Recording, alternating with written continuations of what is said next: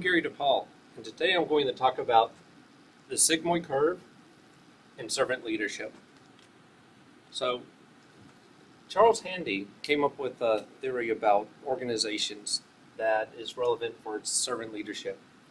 He found that organizations increase in resources, productivity, but eventually they peter out and die.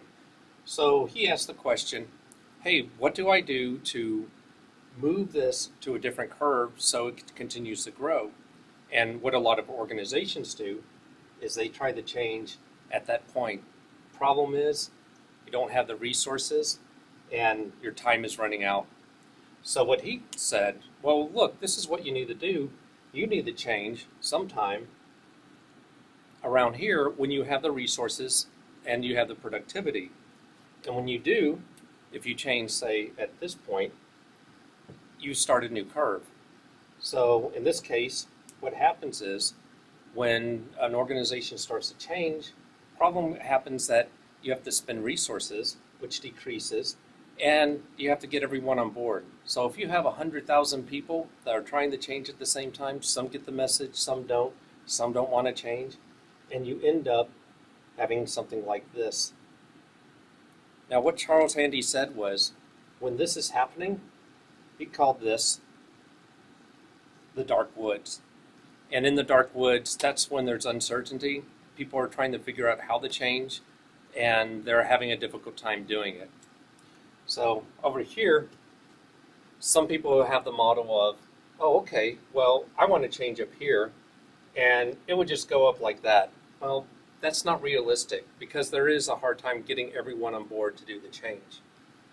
So what does this have to do with servant leadership?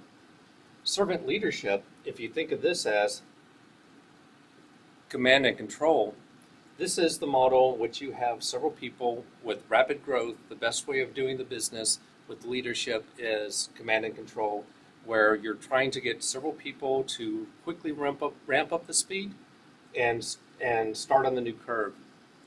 If you think of this as servant leadership, at some point you may find that, okay, you've ramped up in your organization, but it's time to change with the strategy to align with another type of leadership, servant leadership. So what happens is some people make the change. They have trouble adapting. You have a few people that they just keep wanting to go back to this command and control. And so there's this challenge where you have the whole organization not too sure where they're at. They're trying to move over here to adapt to this, but they don't necessarily do that. So the question is, why do organizations not want to adapt from command and control to servant leadership? And what I have is a continuum called the no change continuum.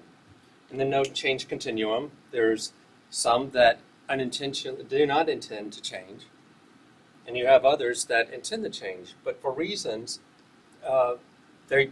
neither one of these groups change. So why would someone not want to change intentionally? They see that the new way of doing things isn't feasible. They still get results doing it this way, because if you think about it, I'm successful here.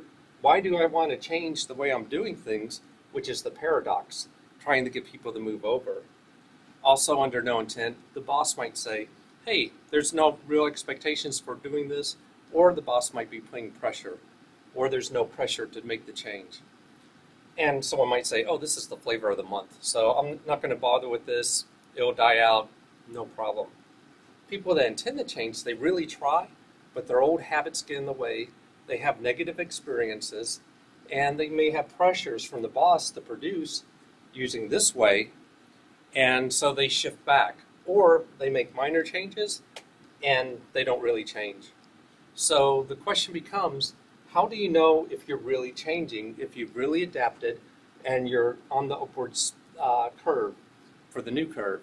And in my next presentation, I'm going to talk just about that.